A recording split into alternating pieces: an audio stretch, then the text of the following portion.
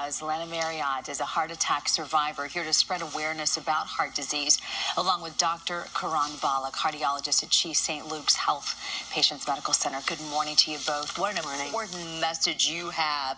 Let's first of all just say I'm glad you're okay. Thank you. You were blessed to be that way. What happened? What was going on when this suddenly came on? I was on my way to work, and I was driving down the road, and I had pain right here.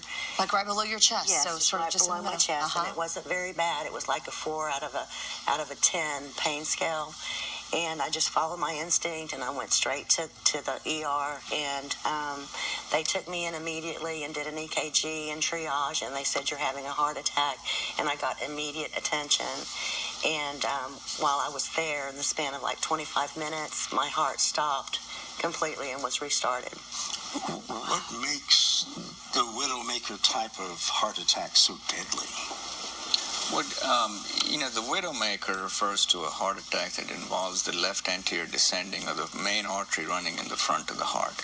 And that supplies almost 50%, if not more, blood supply to the heart muscle. And when that closes suddenly, the heart typically fibrillates or stops and has to be resuscitated. And you've seen on TV that people get shocked for that. And so that's what happened to Lana, and she was lucky she was in the emergency room when that happened.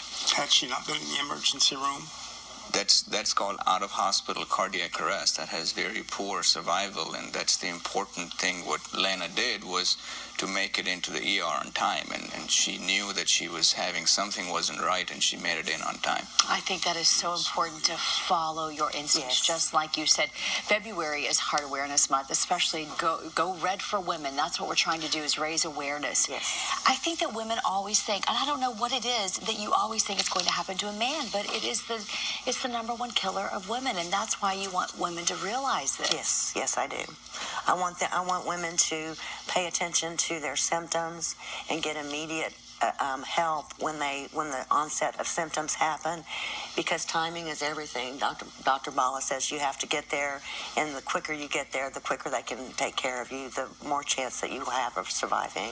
You mentioned the pain in the solar plexus area. Yes. A lot of folks would think that would be gas. How do you tell the difference between you actually having a heart attack or the beginning of a heart attack and what could be serious gas?